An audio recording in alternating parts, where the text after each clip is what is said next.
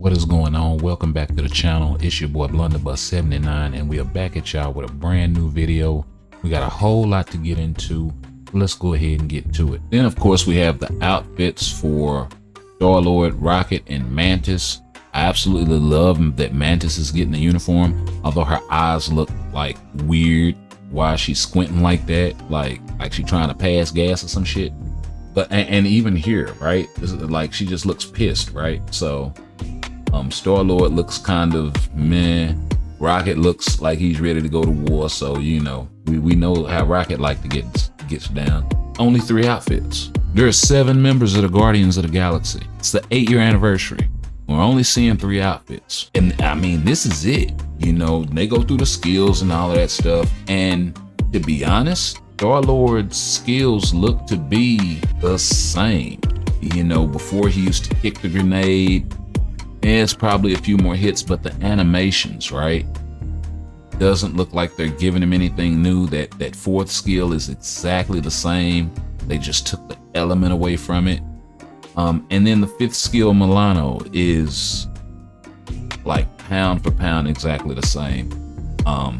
That 3rd skill or 2nd skill there, the last one he did, that looks like it's a copy paste from something Elsa Bloodstone-ish. So yeah, I get it. We're going to get reused animations, but we'll go ahead and get through this. We'll take a quick look at all 3 uniforms.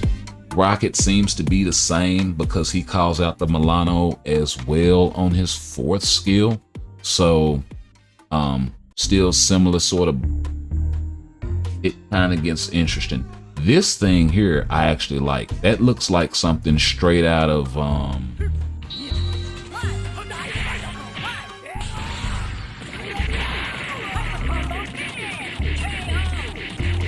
from my guy Jin from the Marvel vs. Capcom series. Shout out to Jin. When he jumps in his mecha suit, it looks like something out of that. And finally we have Mantis here. And in the live stream, they said something about her 3rd skill providing a buff to the team. I'm wondering if that's some sort of passable buff like how we used to have in the olden days with, I believe, Beast's 5th skill. I believe was one of those legacy characters that has something like that. I don't remember whether it was Ulik. I know Warwolf has something similar of a buff that you can put down and pass along to your teammates. You know, heals, attack buffs, frenzy buffs, things of this nature, crit rate, crit damage, that sort of thing. Maybe it'll be something different since it's a newer uniform. So we'll kind of have to wait and see. It does look like something that it is cancelable. They didn't have a whole lot to show in terms of Mantis outside of the 3rd skill and the Awakened skill with her and Nebula there. So, and here you see Mantis and Nebula. Yeah, also see that they're added the Transcendence Awakened skill for Mantis, as well as tier 3 for Groot and tier 4 for Star-Lord here respectively. So now that we've talked about all of the uniforms, let's go ahead and get into this X of Swords thing. 2 things. One, here we have a battle pass. So I'm hoping that this is not some paid for thing. You know, maybe the battle pass, you have to spend gold on it or something like that. I think that would be dope. Or some sort of token that is specific to this game mode to get the battle. I think that would be dope because then it would mean it would be accessible for all players. You talk about that one, Eddie? And the Son has done been imparted with the knowledge of the Father. Depending on what's in here. If it's purely aesthetic stuff, cool with that. If it's something that's gonna make the characters stronger and by definition make this a pay to win sort of thing, I am not for that at all. Let's go ahead and get into the actual Otherworld Battle game mode. It looks like it's some tokens up here that are associated with this game mode as well. So you want to keep that in mind because those tokens aren't there here.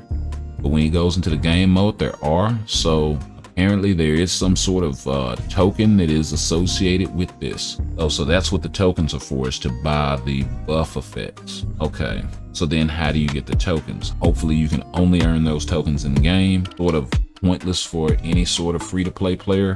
And then hopefully this thing is ranked off by systems, Vibranium, Platinum, that sort of thing.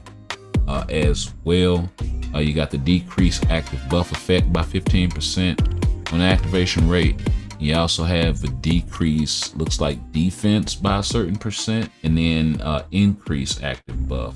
Hopefully it does offer quite a bit of strategy, especially if the players are not replayable like that. Hopefully they're only playable once. So you got removes all buff effect, decrease all basic defenses, decrease all defense by 10%, remove active buffs, removes all buffs. Okay, so we got to remove all buff, remove active buff. Oh, we got to all attack down. There ain't no way.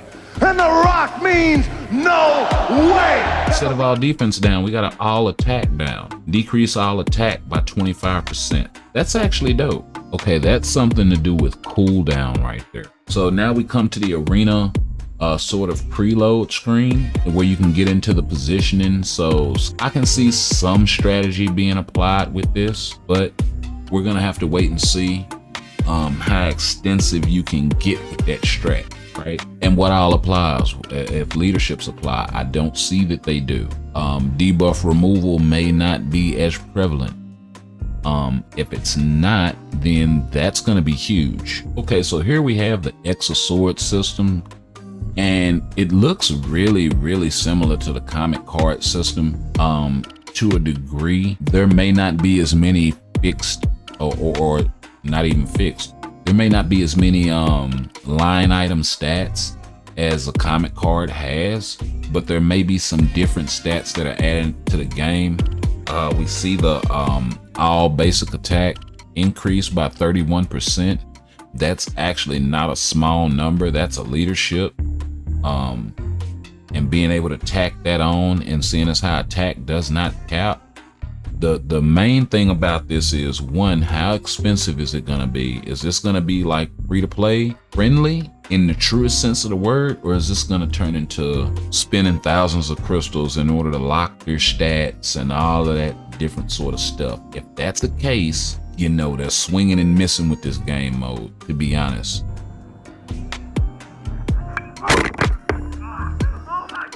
They should be trying to introduce a game mode into the game that does not require us to spend money to enjoy it. That would be the best sort of evergreen content they could come up with for this game, because there's plenty of other stuff to spend money on in the game. From tier 3 mats to tier 4 mats to, but yeah, but if you look right here, we have the Scarab Sword that gives +3 strength, the brand new sort of thing. Then we get a little energy defense, I guess, some dodge, some cold resist, some crit rate, and some more dodge. I don't know if these stats are re-rollable. And this is interesting. You got 251 points of dodge, and then you got 16.3. Then of course we got the Muramasa Blade and Judgment +4. We got the HP 11%, ignore dodge by 28%, skill cooldown +339 points. We got all attack +67%, and then 72% fire resist. So absolutely huge numbers. But Muramasa Blade, very interesting. I wonder if this is a foreshadowing or not necessarily Wolverine getting a uniform, which I know a lot of people would absolutely go bonkers for that.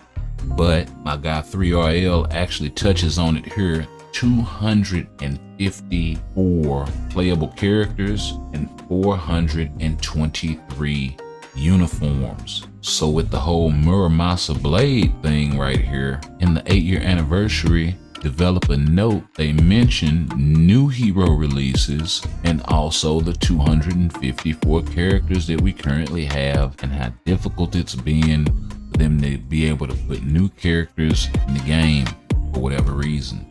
So, and the fact that they're gonna be actually working to rectify this and get us new heroes, I'm really wondering if this whole Muramasa Blade thing is a foretelling for Silver Samurai. And for those of y'all that don't know about Silver Samurai, he did make a brief appearance in the 90s X-Men animated series. Just a brief rundown on Samurai's powers. He does have the ability to teleport, as well as the ability to imbue objects with energy. Like I said, he's always been a major proponent of Wolverine. Just a brief rundown on Samurai's powers. He does have the ability to teleport, as well as the ability to imbue objects with energy, similar to Gambit. So this could be a pretty interesting thing if he winds up coming to the game. Y'all like, comment, subscribe, the notification bell, all of that jazz. Let me know what y'all think. We'll catch y'all in the next one. Peace.